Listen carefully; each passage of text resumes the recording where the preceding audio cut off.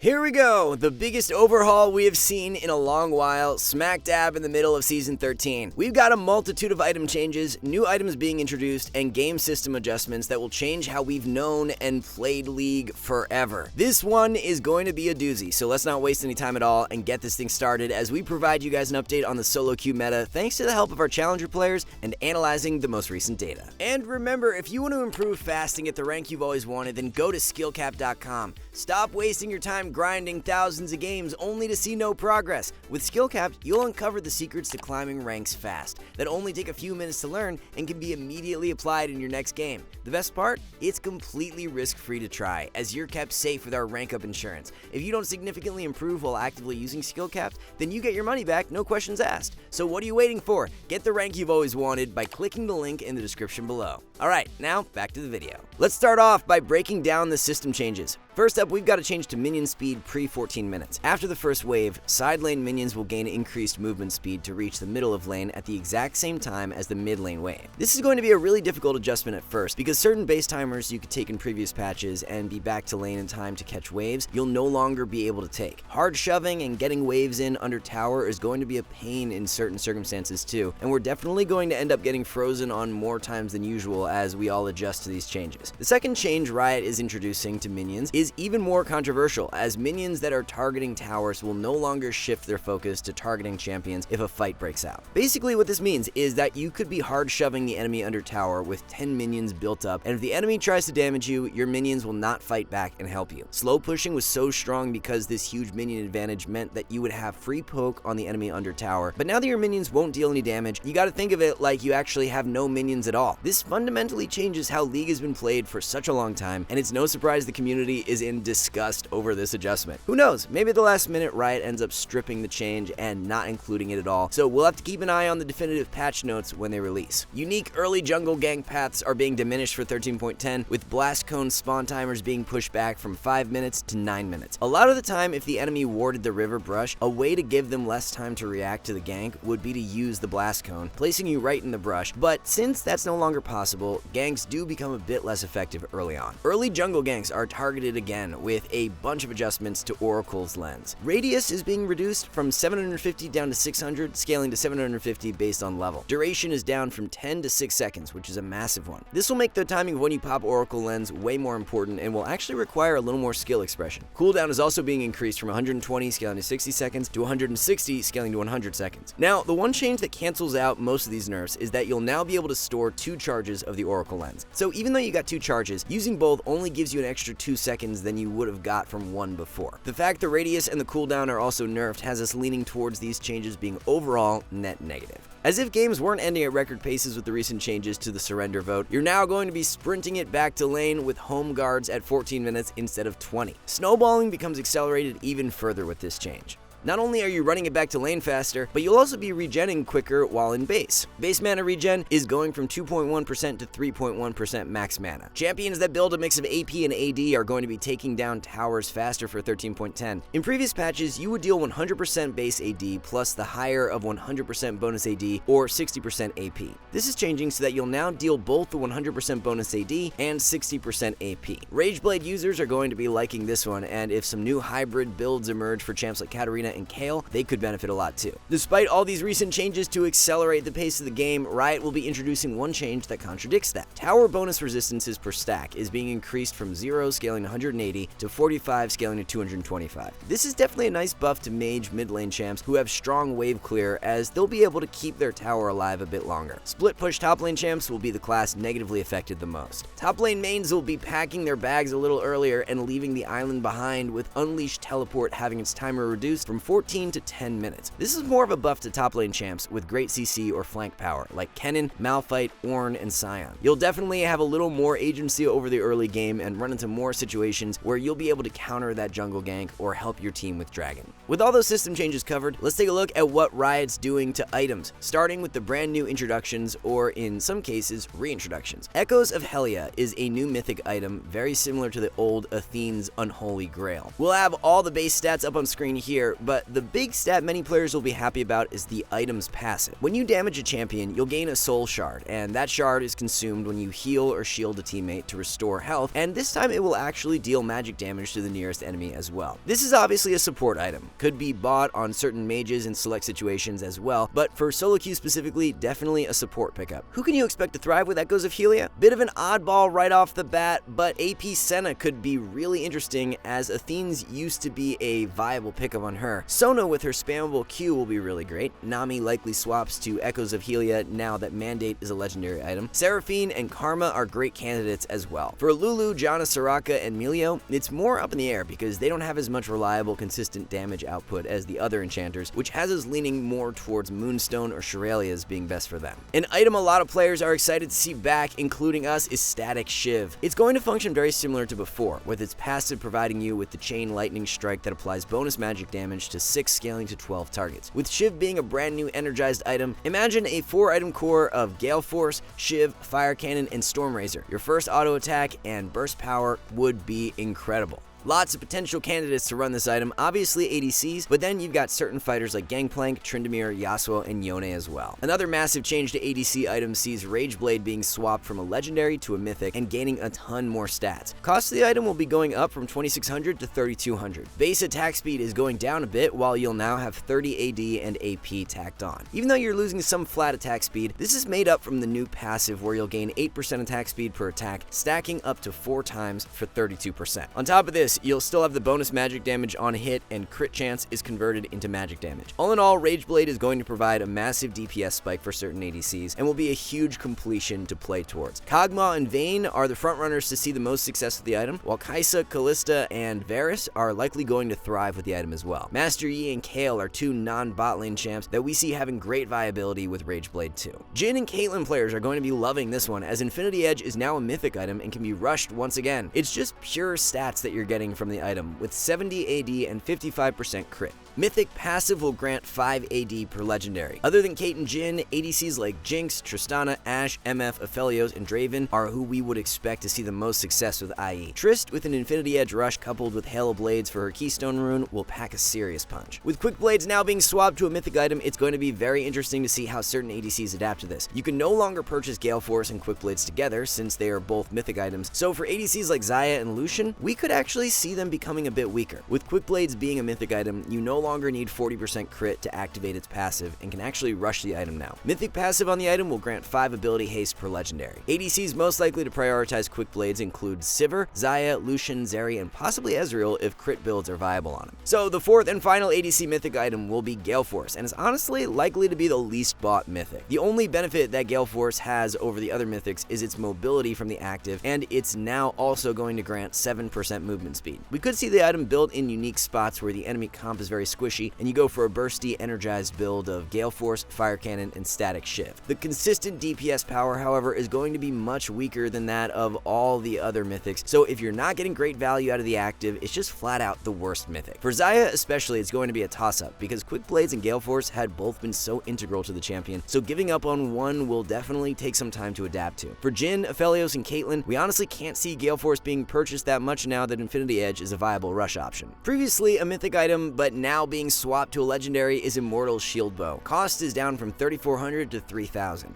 Riot is changing the item a little so that you no longer have any flat attack speed. However, when you proc the Lifeline passive, you will now gain 30% attack speed instead of the bonus AD like before. The Lifeline shield is also being reduced from 250 scaling to 630 to 215 scaling to 500. Everything else is the same as before, with 50 AD, 20% crit, and 7% lifesteal. We likely see Shield Bow as a second or third pickup on ADCs like Samira, Zeri, Neela, and Draven, and then a good late game pickup on most ADCs if the enemy comp has a bunch of assassins. It's not just Shield Bow being changed to a legendary item, as Kraken Slayer will follow suit. Just like Shield Bow, the cost of Kraken is being reduced from 3,400 to 3,000. Base stats are actually being significantly altered though, with the AD down from 65 to 40. Attack speed up from 25 to 30%, while crit chance stays the same at 20%. 25 AD has a gold value of 860 375, but the cost of Kraken is only being reduced by 400. If we factor in gaining 5% attack speed, that's worth about 100 gold worth of stats. So all in all, you're losing 775 gold of stats from this change in exchange for the item only being 400 gold cheaper. 375 gold just vanishes from the item, so the gold efficiency of Kraken is seeing a significant dip. The passive proc isn't even true damage anymore either, it's magic damage, so in games where the enemy comp is stacking a ton of magic resist, the item is going to be much weaker. In games where your team is heavy on the physical damage though, that's where Kraken could come in and be a good situational pickup to deal with the armor stack. It's really all going to come down to whether or not you're getting exceptional value out of the passive, and if you're not, there will be no point in building Kraken. Rapid Fire Cannon is going to fulfill its poke theme a lot better moving forward, as the item will now have 30 AD in exchange for 20% less attack speed. Jhin mains are frothing at the mouth right now, with Infinity Edge and Fire Cannon both providing more flat AD. Cost of the item is going up from 2,500 to 3,000, but it's actually pretty neutral gold efficiency wise. 30 AD is worth 1,050 gold, and losing 20% attack speed is worth 500 gold, so in total you're gaining 550 gold worth of stats. With the item being increased by 500 gold,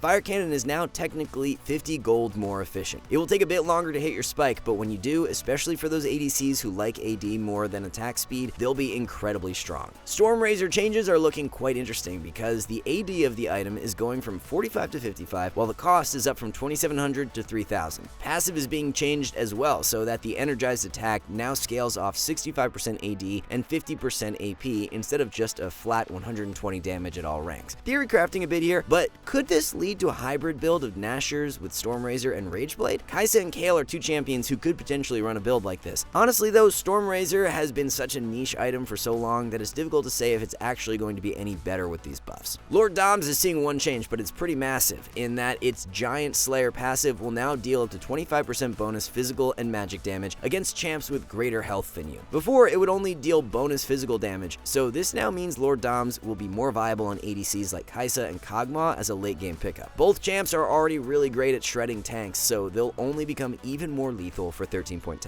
It looks like Riot doesn't want ADCs to have access to multiple defensive items, so they'll be changing the identity of Bloodthirster for 13.10. The only change to the base stats is that the lifesteal is up from 15 to 18%. Passive is the big change, as it's being completely reworked. Instead of the shield, you will now gain an additional 10 to 40 AD while above 50% health. BT likely becomes a pretty niche pickup as a result of this change, as we can see Draven liking it in combination with Infinity Edge, but other than that, it's hard to see many other ADCs prioritizing it over other options. Hurricane is going to be seeing a few changes, with the attack speed down from 45 to 40%. Attacks will now apply 30 magic damage on hit, and the bolts will deal 50% physical damage instead of 40%. To compensate, the gold is going up from 2,600 to 2,800 gold. Definitely looking like net buffs to Hurricane, and we should be seeing it way more often in games where the enemy comp has a beefy front line you need to chew through. Jinx should be really liking the 2-item core of Infinity Edge and Hurricane like the old days. Some Phantom Dancer changes are being issued, with its cost going from 2,600 to 2,800. Attack speed is up from 25 to 30%. Gold value wise, this is a nerf, and with Hurricane and Fire Cannon looking a lot stronger, we wouldn't be surprised if Phantom Dancer gets left behind. With the power of completed Zeal items going up, the power of Zeal itself is being reduced. Attack speed is down from 18 to 15%, and the movement speed drops from 7 to 3%. Full item completions are going to be so much more important for ADCs now, and actually playing around item spikes will be key. A few other small changes to some other ADC items include Mercurial Scimitar having its magic resist increased from 40 to 50. The Collector will see its lethality increased from 12 to 18. Mortal Reminder's AD is going up from 35 to 40. Alright, those are all the ADC changes you can expect in 13.10, so let's move on to the lethality item changes. Ghostblade is the big one, as it's being shifted from a legendary to a mythic item.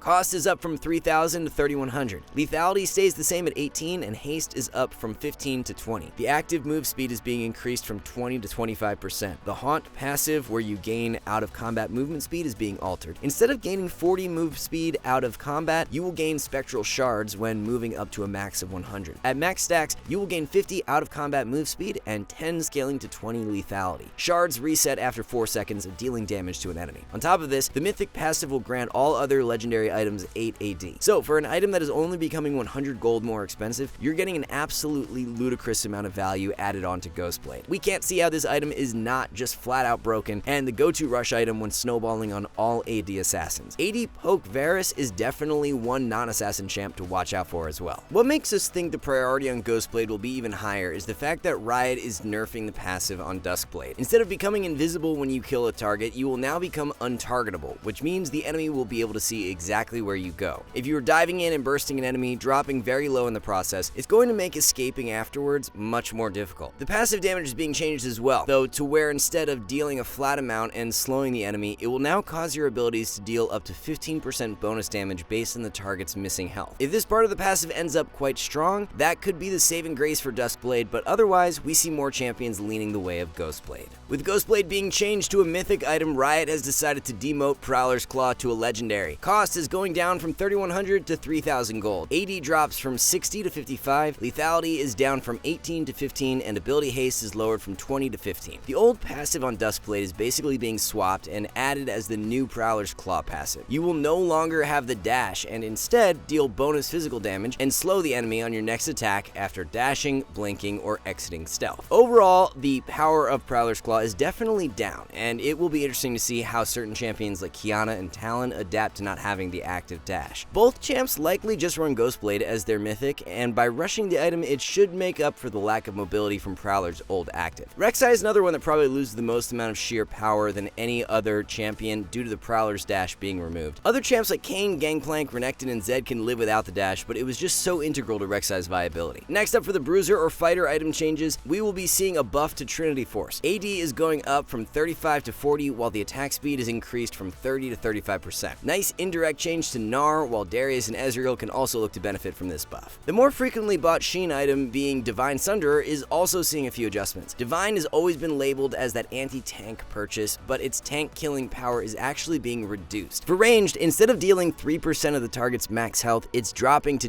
2%. For melee, instead of dealing 6% of the target's max health, it's dropping to 4%. The base AD ratio is going from 125 to 160% though. This kind of contradicts the reasons in which you would purchase the item in the first place, as Divine is becoming stronger against squishies and weaker into tanks. Lots of other small yet impactful buffs to many fighter items, with Stridebreaker having its AD increased from 50 to 60. Gore Drinker's mythic passive bonus health is going from 50 to 75. Steric's Lifeline passive will become stronger, as you will now gain 25% size and 30% tenacity for 8 seconds upon proccing the passive. Hullbreaker is getting two separate buffs, with its AD going from 50 to 60, and it will now grant 5% movement speed. Cost of the item, however, is up from 2,800 to 3,000 gold, but based on gold efficiency, it's still a buff regardless. Maw is being adjusted so that the cost is down from 2,900 to 2,800, but the Lifeline passive duration drops from 5 to 2.5 seconds, and its cooldown is increased from 75 to 90 seconds. A few tank items are being adjusted, and first up, Force of Nature will be nerfed.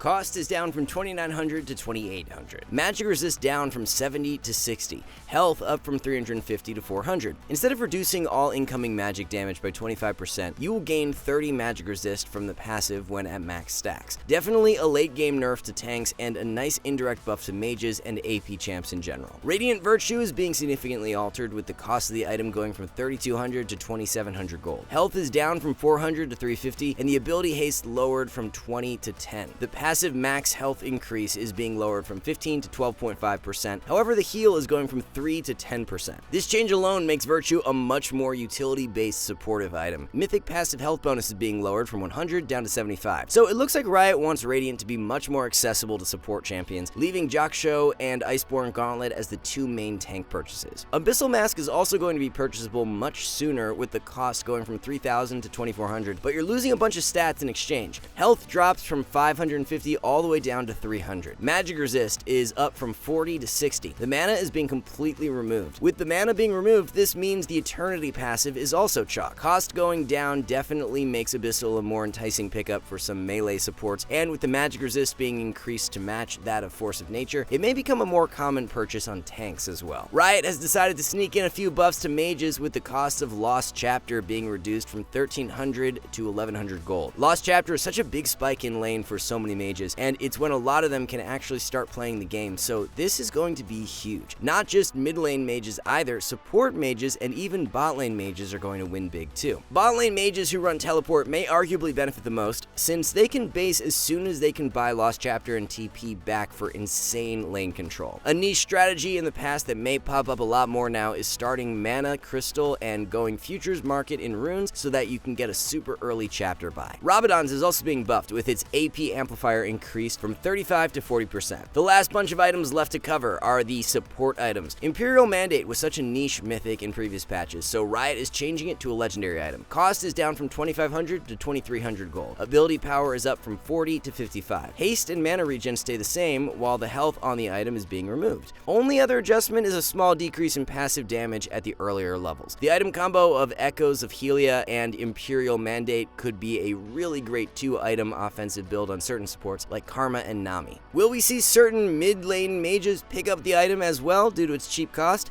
Maybe Orianna and Lux could have some viability with it. Moonstone Renewer is going to have its passive reworked along with its ability power going from 40 to 35. Cost is also down from 2,500 to 2,300 gold. Instead of healing allies after dealing damage yourself, your heals and shields on an ally will chain to the nearest ally champion and heal them as well. If there are no allies nearby, the initial heal on the first target will be amplified. This could lead to some nasty teamfight power for the likes of Soraka due to her ability to spam W out so often. Ivern could be another champ who likely runs Moonstone, as he can spam his E shield out very frequently. Shirelia's is getting a few of its numbers tweaked, as the item will now cost 2,300 gold instead of 2,500. AP is reduced from 40 to 35, and the bonus movement speed from the active is going from 25 to 20%. A few other support items are simply having their cost adjusted, with Even Shroud going from 2,500 to 2,300 gold. Locket will see the exact same change, with cost going from 2,500 to 2,300. However, the shield is actually being buffed as well, being increased from 180 scaling to 330 to 200 scaling to 360. Ardent Sensor is going to be changed in many different ways for 13.10. Cost drops from 2,300 to 2,100 gold.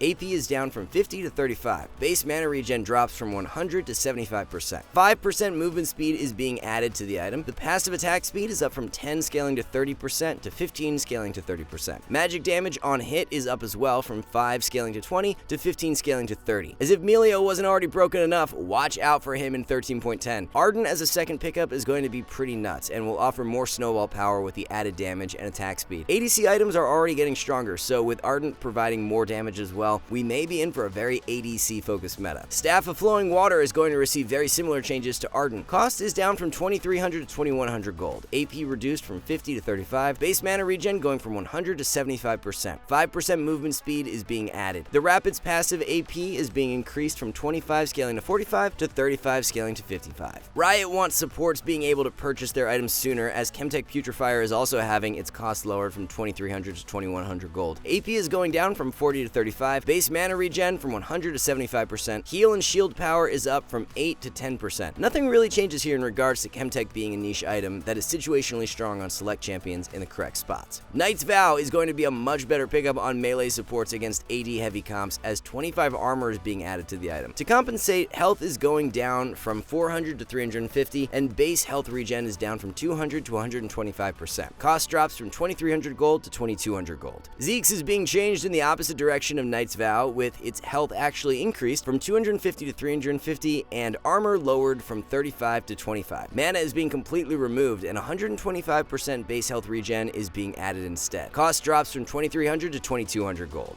Mikael's is going to be a bit more versatile in 13.10, as its magic resistance is being removed, but 250 health is being added. In games where you'd want Mikael's but got no value from the magic resistance, this alteration will be really nice. Ability haste is being removed. Base mana regen is up from 100 to 125%, and the heal and shield power is down from 16 to 15%. The active heal is up from 100 scaling to 180 to 100 scaling to 250. A new Harmony passive is being added, which will grant you 25% base health regen for every additional 25% mana regen. Item cost stays the same at 2,300 gold. Whether this is a buff or a nerf really depends on the situation, as against AP comps, it's definitely a nerf, but against heavy AD, it's a buff. It looks like haste is going to be a much less accessible stat on supports now, as Redemption sees the same change as Mikael's, with its haste being completely removed. Health of Redemption is going from 200 to 250, base mana regen is going from 100 to 125%, and the heal and shield power dropping from 16 to 15%. More power is being put into the active heal, as it's being increased from 180 scaling to 340 to 200 scaling to 400 health. The Harmony passive will be added to Redemption, providing you with 25% base health regen for every additional 25% base mana regen. Watchful Wardstone is actually going to be a much more valuable pickup, as it's now going to have a passive where you increase your bonus AD,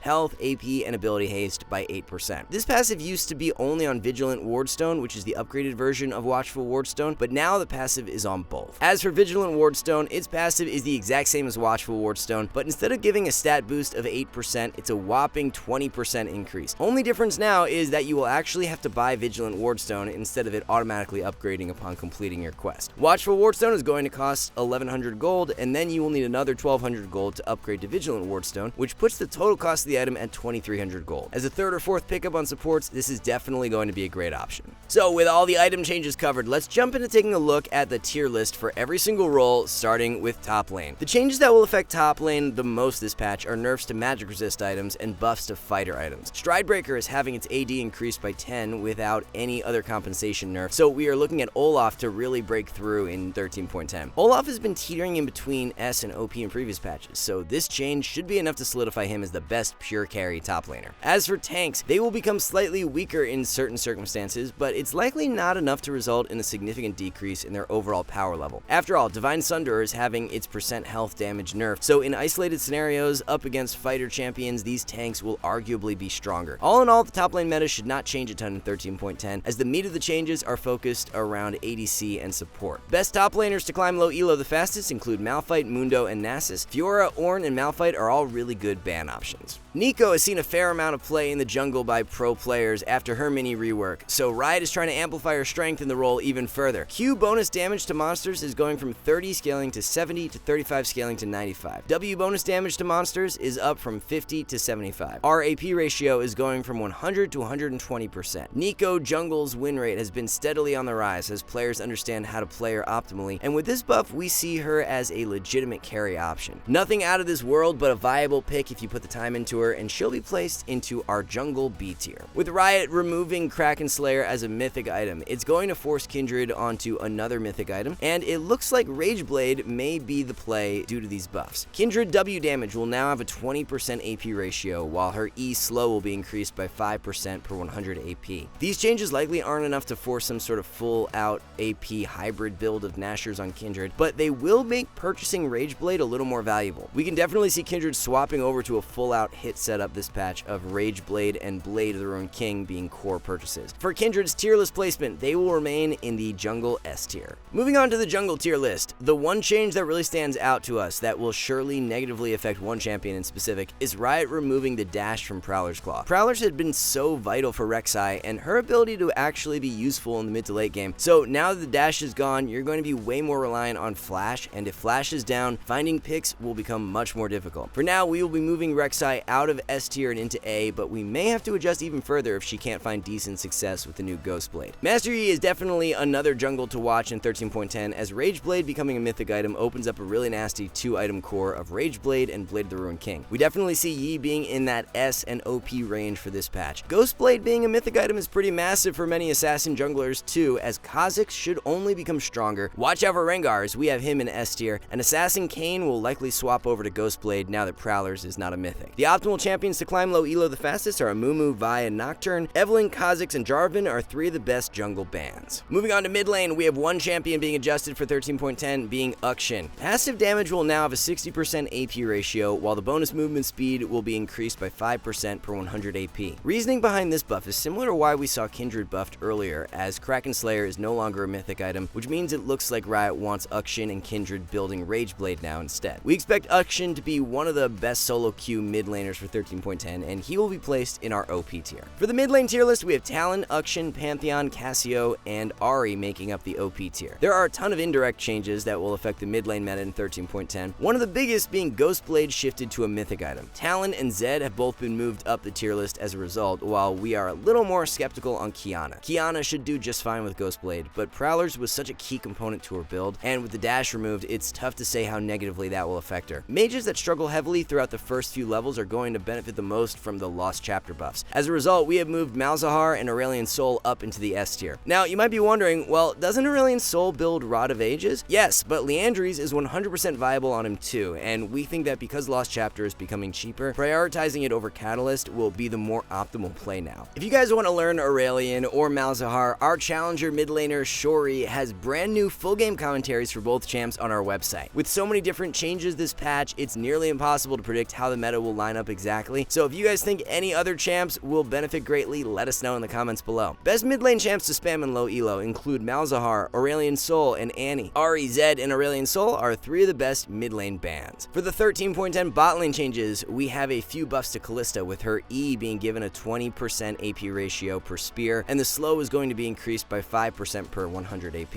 Once again, another change that will give a bit more power to running Rageblade on Kalista, since the item will now have AP. Rageblade was already a core second item on Kalista in previous patches, so her 3-item core of Shield Bow, Rageblade, and Hurricane likely doesn't change this patch. However, the order in which you purchase the items may become different. Instead of rushing Shield Bow, going Rageblade first could turn out the better play. For Kalista's tier list placement, we won't be shifting her anywhere, leaving her on the B tier for the time being. Vayne's seeing similar treatment as Kalista, as she is being issued an AP ratio of 50% on her Q. Do we see some hybrid poke Vayne builds emerge as a result of this with Nashor's Tooth? Probably not, but it's something to keep an eye out for. Rageblade should definitely be the go-to mythic item on Vayne, and with all the Enchanter support item changes as well, 13.10 is looking really great for the champ. Enchanter play rates will be on the rise as everyone experiments with the items, and with picks like Melio and Lulu already being played at high rates in 13.9, it's going to get even better for Vayne in 13.10. We are optimistic Vayne comes out on top as one of the bigger winners for ADC, so we will be giving her the bump from A into S tier for 13.10. So for the complete ADC tier list, we have Jinx, Karthus, and Kog'Maw making up the OP tier. These scaling Rageblade users like Vayne and Kog are who we expect to really take over in 13.10. Karthus should only become even stronger as well due to Lost Chapter being more accessible early on in lane. A few champs we are more skeptical about are ones who ran Shield Bow as a rush item in previous patches who won't be able to swap over to Rageblade. Samira, Zeri, and Neela are those champions, and it will be interesting to see how they craft their builds moving forward. Maybe Shield Bow remains a strong rush option despite it being a legendary item, and then you could build Infinity Edge second. We'll be sure to keep you guys up to date with this in the next few days once the patch goes live and we get a better understanding of what the most optimal builds are. Someone like Xayah, who is so reliant on both Gale Force and Quick Blades, will likely be losing a bit of power in 13.10. You can no longer build both items together since Quick Blades and Gale Force are now mythics, which will hurt Xayah having to drop one of them.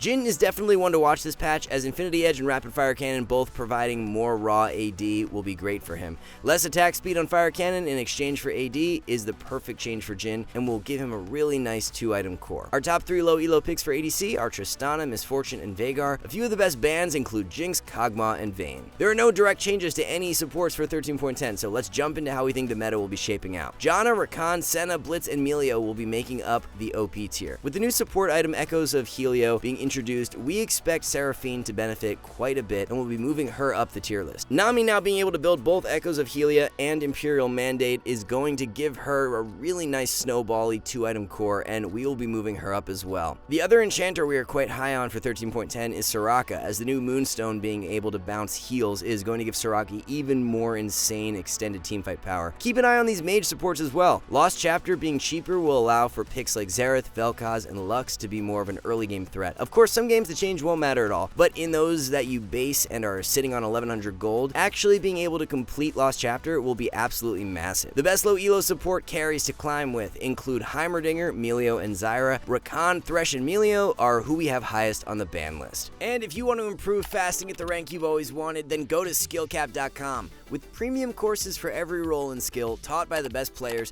SkillCapped is the perfect platform to help take your game to the next level. Take our wave control course. While you wait for your next game to start, you can learn freezing, fast pushing, slow pushing, bouncing waves, the list goes on, all in just a few minutes to maximize your improvement rate. Or maybe you just like seeing your opponent's health go to zero. Then you'll love our trading course. We even have a skill test at the end so you can see how good you really are. Players just like you are leaving 5-star reviews and raving at how helpful they are. That's not all we offer though, as every week we release 10 brand new Smurf commentaries where a challenger player teaches you how to climb out of the exact rank you're stuck in. If you're looking for something more personal instead, then we got you covered with one-on-one coaching from our trained challenger experts. All this seemed too good to be true? Well, don't worry, we're backed by a rank up guarantee. If you don't significantly improve while actively using SkillCapped, then you get your money back, no questions asked. So what are you waiting for? Click the link in the description below and get the rank you've always wanted. So that wraps everything up for this incredibly massive 13.10 patch. I'm sure there will be many new trends that emerge throughout 13.10, so be sure to check back for our mid-patch tier list update, where we will give you guys a more analytical rundown of what's best for solo queue. Thanks so much for watching, good luck on the Rift, and we'll see you in the next one.